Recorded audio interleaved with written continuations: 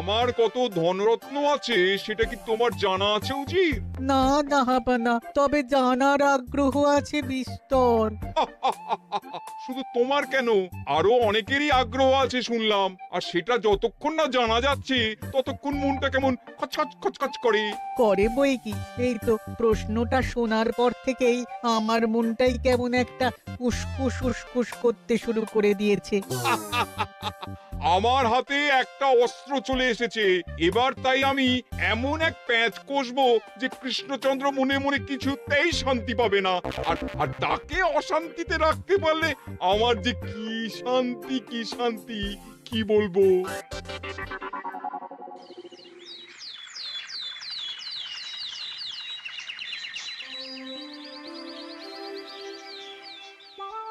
কি যে বলি, মানে এমন আমন্ত্রণ পেলে তো আর না বলা যায় না। যে আমন্ত্রণ পত্র পেয়ে আপনি এত উল্লসিত আনন্দিত, সেই আমন্ত্রণ পত্র কার মহারাজ? আমার অনুমান এই পত্র নিশ্চয়ই নবাবের। তোমার অনুমান একেবারে সঠিক, রাজ্যতীষী। উমা, তাই বুঝি আপনি এত খুশি? সব দেখে শুনে আমারও তো খুব আগ্রহ জাগছে। সে তো জাগবেই, তবে আগে ভাগেই বলে না দিয়ে আমি দেখছি কার কেমন সব চিন্তা ভাবনা মাথায় আসে। খবর তো একটা আছেই মহারাজ, তবে কথাতেই আছে না, যত হাসি তত কান্না। তাই ভালোর বদলে খারাপটাই মনে আসছে যে বেশি করে। বোঝো ঠেলা, সবকিছুতেই খালি ঘেঁটে দেওয়া। সত্যি গোপাল, আজকাল যেন সবেতেই তুমি নেতিবাচক কথা বলো। এটাই তো গোপালের স্বভাব মহারাজ। সে যাই হোক, গোপালের অকর্মণ্যতা টের পেয়েই বোধ হয় নবাব শুধু আমাকে আর মন্ত্রীকে মুর্শিদাবাদে যাওয়ার নিমন্ত্রণ করেছেন। বেশ তো, ঘুরে আসুন না তবে, শুভস্য শীঘ্রম। তবে দরকার পড়লে এই ভাঙা কুলো গোপালকেই দরকারে লাগবে, কথাটা যেন খেয়াল থাকে মন্ত্রী মশাই।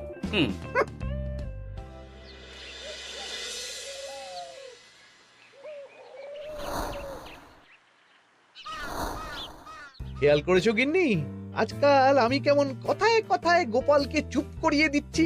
কেন গো, কি হলো আবার? হবে আবার কি, নবাব বাহাদুর আমাকে আর মহারাজকে নিমন্ত্রণ করেছেন তার খাস মহলে। ও শুনে যে আমার কি আনন্দ হচ্ছে। ও তাহলে এই ব্যাপার। আস্তে গিন্নি আস্তে, নবাবের ধন সম্পদ দেখার শখ মহারাজের অনেক দিনের।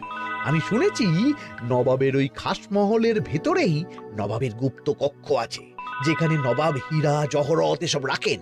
একা তো সেখানে যাওয়া যাবে না, তাই এই মহারাজকে নিয়ে তুমি মুর্শিদাবাদে যাবে? তো যাবো তাই নয়, নবাবের গুণকীর্তন করে তার মেজাজ এমন ভালো করব যে নবাব সেখান থেকে কিছু দান খয়রাত করে ফেলবেন আমাকে। নাকি? তবে নয় তো কি, গোপাল তো খেতে পাবেই না, গন্ধও শুঁকতে পারবে না। তুমি তো বারবারই চেষ্টা করো গোপালকে সরিয়ে দিয়ে বাজিমাত করতে, কিন্তু শেষ পর্যন্ত চিৎকার হয়ে যাও। গোপালই তো তখন উদ্ধার করে, সেটা তোমার খেয়াল আছে তো? আমার মাঝে মাঝে সন্দেহ হয় গিন্নি, তুমি তলায় তলায় দল বদল করে গোপালের দলে চলে যাওনি তো?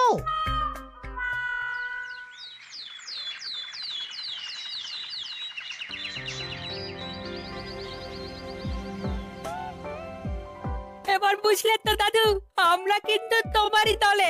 ঝালে ঝোলে অম্বলে সব সময় তোমার সঙ্গে সঙ্গে থাকি। তাই যখনই পাই তখনই তোমাকে সেবা করার সুযোগ হাতছাড়া করতে চাই না, কি বুঝলে?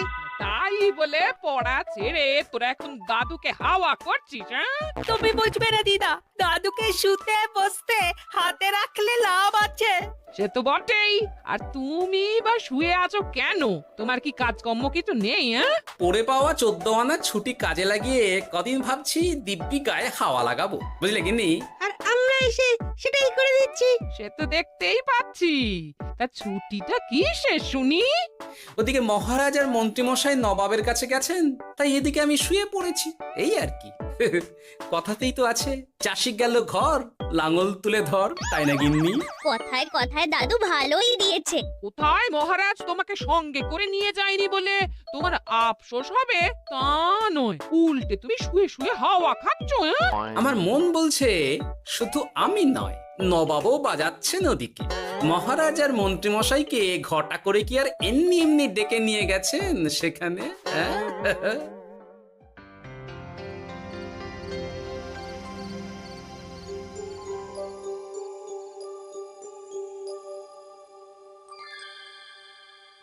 ডেকে নিয়ে এসে নবাব যে ঠিক কি করতে চাইছেন সেটাই তো বুঝতে পারছি না। অত বোঝার কি আছে মহারাজ? খাবো, শোবো আর গুপ্ত কক্ষে ঢুকে নবাবের সঞ্চয় দেখব, তাহলেই তো হবে। তাই কি আর হবে কে জানে। না না, জানতে তো আমাকে হবে। এখানে এসে তোমাদের কোনো অসুবিধা হচ্ছে কিনা সেটা আমাকে জানতে হবে না? আপনি কিচ্ছু ভাববেন না জাহাপানা, ব্যবস্থা সব করাই আছে। না না, এমনিতে কোনো অসুবিধে নেই, তবে একটা অস্বস্তি হচ্ছে বটে। আসলে মহারাজ বোধহয় মনে মনে ভাবছেন নবাব বাহাদুর নিশ্চয়ই তাকে ডেকে এনেছেন তার গুপ্ত কক্ষে কত মণিমাণিক্য ধন সম্পদ আছে সেটা দেখানোর জন্য।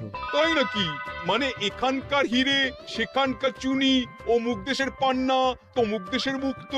শুধু কি তাই, আরো কত কি। হ্যাঁ হ্যাঁ, সেগুলো যতক্ষণ না দেখতে পাচ্ছেন ততক্ষণ মহারাজ ঠিক স্বস্তি পাচ্ছেন না।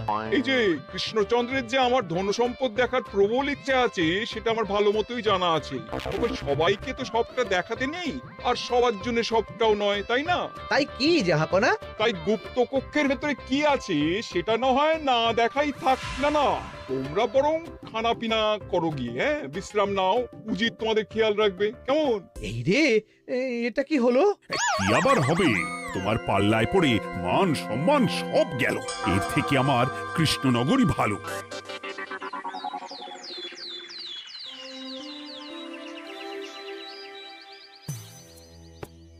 মুর্শিদাবাদ থেকে ফিরে আসার পর থেকেই কেমন থমথমে মুখ করে বসে আছেন মহারাজ। ব্যাপারটা কি? খাতির যত্ন কেমন হলো মহারাজ? কোনো ত্রুটি ছিল নাকি? না না, তেমন কিছু নয়, তবে যে উদ্দেশ্যে নবাবের কাছে যাওয়া সেটাই তো সফল হলো না। গুপ্ত কক্ষে ঠিক কি কি ছিল সেটাই তো জানা হলো না, তাই না মহারাজ? উদ্দেশ্যটা আসলে কার ছিল সেটা আমি এখন ঠিক বুঝতে পারছি। তোমাকে আজ সাফাই দিতে হবে না। সেই বুঝবেন, তবে দেরিতে বুঝবেন। কি আর করা যাবে, ফলে যা হওয়ার তাই হবে। না না, তাই বলে নবাব যেভাবে তার গুপ্ত কক্ষে ঢুকতে না দিয়ে আমাকে অপমান করেছেন সেটা আমি মোটেই মেনে নিতে পারছি না। মহারাজের এই অপমানের শোধ তুলতে পারে একমাত্র গোপাল, আমি নিশ্চিত। ঠিক বলেছেন, গোপাল যদি দেয় কোনো চাল তাহলেই নবাব হবেন নকল। না না, এর মধ্যে গোপালের ঢোকার কোনো দরকার নেই। এটা মহারাজ আর নবাবের ব্যাপার। তুমি চুপ করো, কে কোথায় ঢুকবে সেটা আমায় দেখতে দাও। এখানে আর দেখার কি আছে মহারাজ? নবাবের মুখের ওপর তো আর কিছু বলা যাবে না। তুমি বলো গোপাল, সুযোগ পেলে তুমি নবাবকে পাল্টা শিক্ষা দিতে পারবে কিনা? সুযোগ পাওয়া যায় না মহারাজ, সুযোগ তৈরি করে নিতে হয়। তাই আমি সুযোগ তৈরিও করব আর তার সদ্ব্যবহার করব। আর এটাও বলে রাখছি, নবাবকে নাকাল করে সুদে আসলে আপনার অপমানের বদলা নিয়ে তবে ছাড়ব।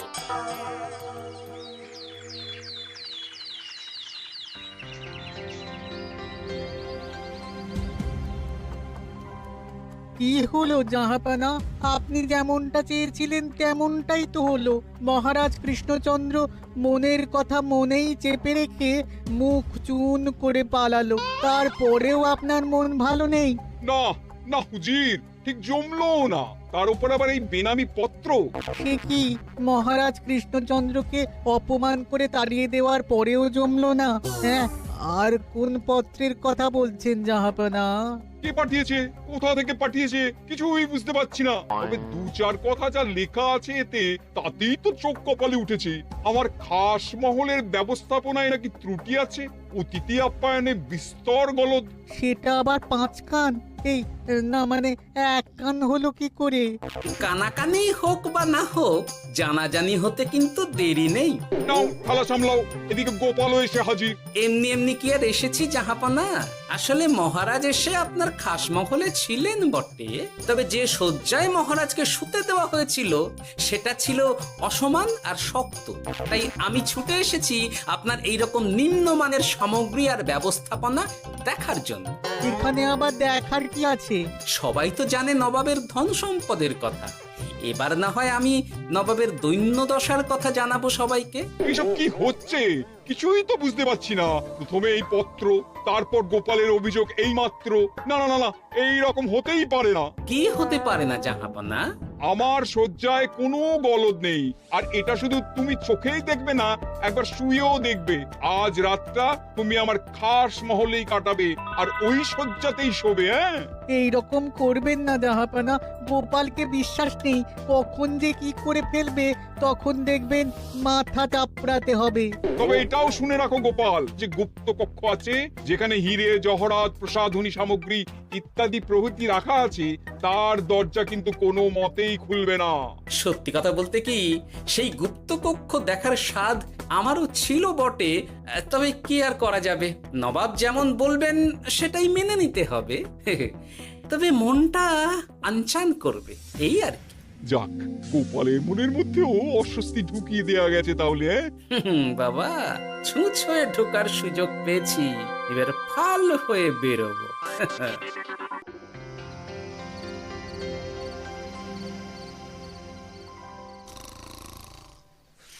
আপনি কিচ্ছু ভাববেন না জাহাপানা, গোপালকে আমি চোখে চোখেই রেখেছি।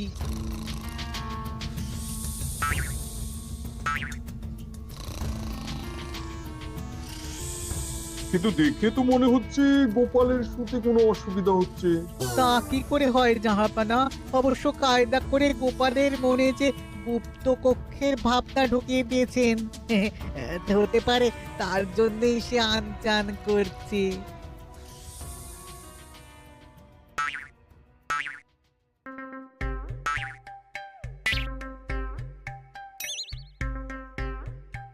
ওই দেখো, গোপাল হঠাৎ কি শুরু করেছে। তাই তো, কিন্তু কি করতে চাইছেটা কি? কি হলো গোপাল, কিছু বলবে নাকি? কি আমি কোথায়? ও, এটা তো রাসমহলই মনে হচ্ছে। এখানেই তো তুমি ছিলে, কি মুশকিল। আচ্ছা, তোমার অসুবিধাটা ঠিক কোথায় হচ্ছে বলো তো? না না, শুতে তেমন কোনো অসুবিধা বোঝার আগেই তো অন্য অসুবিধে শুরু হয়ে গেল। আসলে সত্যি সত্যি তো আর গুপ্তকক্ষে ঢুকতে পারিনি, তাই স্বপ্নে ঢুকেছিলাম মনে হলো। তারপর সেখানে ঢুকেই দেখতে পেলাম বস্তা বস্তা ধনরত্ন। আমি তো সেই বস্তার ভেতরে হাত ঢুকিয়ে সেগুলোকেই তো হাত দিয়ে তুলছিলাম। এবার তো বুঝতে পেরেছো যে তুমি স্বপ্ন দেখছিলে। এবার ঠিকঠাক ঘুমো তাহলে।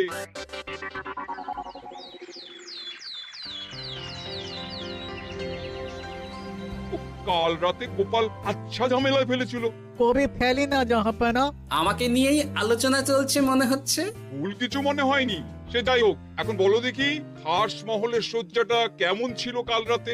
সে আর কি করে বলি জাহাপনা, স্বপ্ন দেখার চক্করে ঘুমের দিকে তেমন মন দিতে পারিনি যে। গোপাল মানেই গোলমাল, আবার বাহানা দিতে শুরু করেছে। তাই বলছিলাম কি, আর এক রাত না ঘুমোলে ঠিক মতো বলতে পারবো না। বেশ তো, আর এক রাত থাকো না হয়, তবে আমারও একটা শর্ত আছে। আগের রাতে তুমি স্বপ্নের ঘরে যা কাণ্ড ঘটিয়েছো না, তাতে জাহাপানা খুব বিরক্ত, বুঝতে পারছো নিশ্চয়ই। বুঝেছি তো, তবে যে কোনো শর্তেই আমি খাস মহলে শুতে রাজি।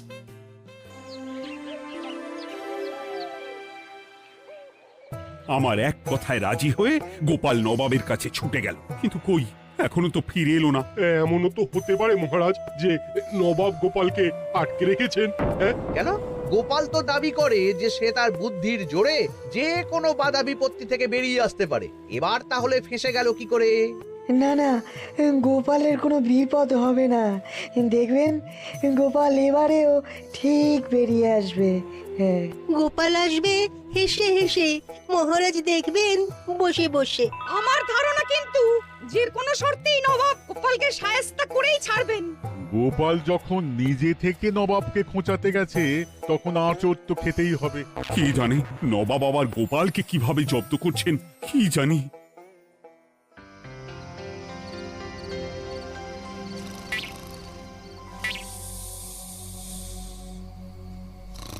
ব্যবস্থাপনায় কোনো ত্রুটি নেই জাহাপানা, তবে আজ গোপালকে না আচ্ছা জব্দ করা হয়েছে জাহাপানা।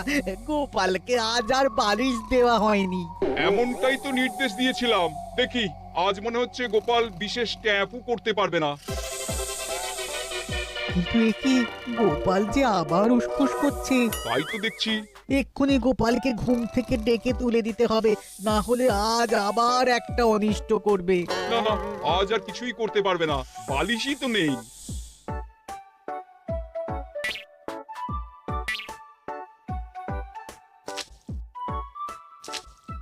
কি গোপাল তো আবার শুরু করে দিয়েছে, ধরো ধরো ধরো, এক্ষুনি ধরো ওকে। আরে ওঠো ওঠো, জেগে ওঠো গোপাল, আরে হচ্ছেটা কি? আজ আবার তোমার কি হলো? এ হে, আজ আবার একটা গন্ডগোল করেছি মনে হচ্ছে। গন্ডগোল বলে গন্ডগোল, জল ছড়িয়ে কি অবস্থা করেছো দেখো। আমার কোনো দোষ নেই, কিন্তু সেই আবার গুপ্তকক্ষের স্বপ্ন এলো আর গোলমাল হয়ে গেল। আজ আবার কেমন স্বপ্ন এলো? গুপ্তকক্ষের যেদিকে আরব আর পারস্য দেশের আতরের সম্ভার ছিল, স্বপ্নে সেই দিকে ঘুরছিলাম আজ। সেগুলো ছড়িয়ে ছড়িয়ে দেখতে দেখতেই স্বপ্ন ভেঙে গেল। বটে, দাঁড়াও, কাল সকালই তোমার ব্যবস্থা হচ্ছে।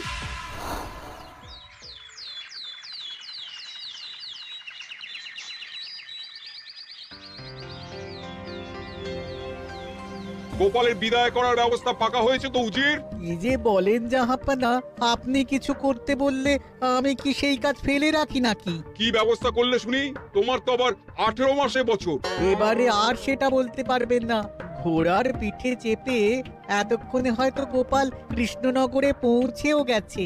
যাক, আপদ বিদেয় হয়েছে তাহলে। সর্বনাশ হয়ে গেছে জাহাপানা। আবার কি হলো? গোপাল তো ওই খাসমহল ছেড়ে যায়নি, উল্টে কোথা থেকে একটা ওই ঢেঁড়া জোগাড় করে এনে ওই সবকিছু ঘেঁটে দেওয়ার চেষ্টা করছে। বোঝো ঠেলা, এবারে নবাবই দেখুক কি করে সামলাবে।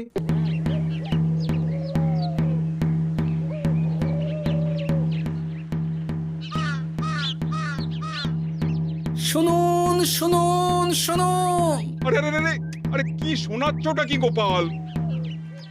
এখনো শোনাইনি, তবে শোনাবো ভাবছি। সবাইকে জানাতে গেলে এই ঢাড়া পেটানো ছাড়া আর উপায় কি? কিন্তু জানাবেটা কি? এই যে নবাব যে অতিথিদের ডেকে এনে তাদের নিশ্চিন্তে ঘুমোতে দেওয়ার ব্যবস্থা করতে পারেন না, এটা তো সবার জানা দরকার। কি বিপদ! না না না না, এই বদনাম নিয়ে আমি গোপালকে কোথাও যেতে দেবো না। তাহলে কি করতে হবে জাহাপানা? আজ ও রাতে গোপাল খাস মহলে শোবে। এই তো এবার পড়েছেন গোপালের জালে।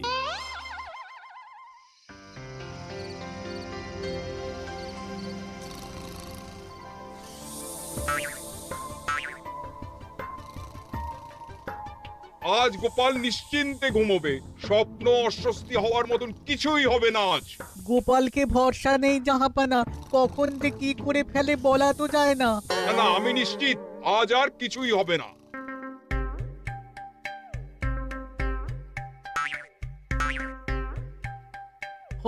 হবে না বলতে বলতেই হতে শুরু করেছে জাহাপানা। আরে ওকে গিয়ে চেপে ধরো এক্ষুনি। ঘুমের ঘোরে আবার কি করছো গোপাল? এবার আবার কি হয়েছে? আবার কি স্বপ্ন দেখছিলে নাকি? কি মুশকিল হলো বলুন তো দেখি। গুপ্তকক্ষে ঢুকতে পারিনি, কিন্তু তার স্বপ্ন দেখা তো থামছে না। তার মানে?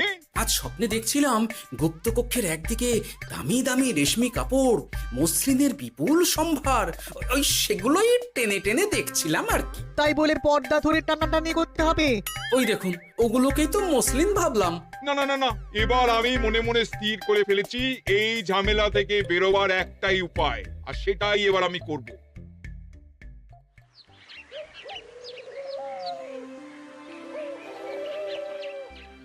গোপালের ফিরতে কিন্তু এবার সত্যিই দেরি হচ্ছে।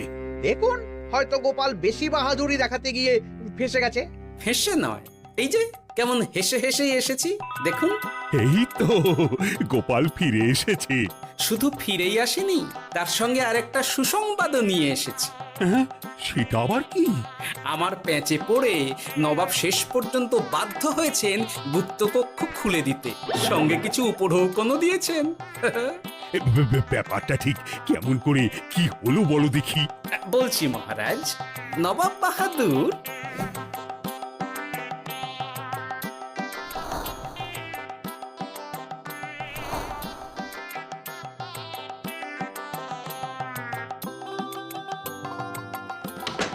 এসো গোপাল, তোমার জন্য আমি গুপ্ত কক্ষের দরজা খুলেই দিলাম। তবে খবরদার, আবার উল্টো পাল্টা স্বপ্ন দেখে ঘুম নষ্ট হওয়ার বাহানা দেবে না। আর কৃষ্ণচন্দ্রকে গিয়ে বলবে তারও আর গুপ্ত কক্ষ দেখতে আসার কোনো বাধা নেই। আর একটা কথা,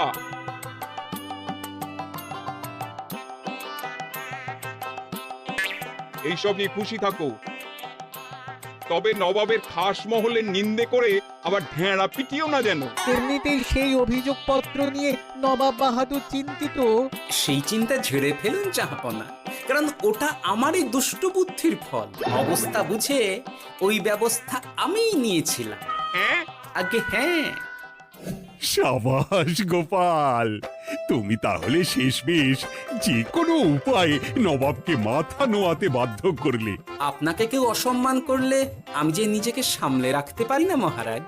সত্যি গোপাল, তোমার তুলনা হয় না।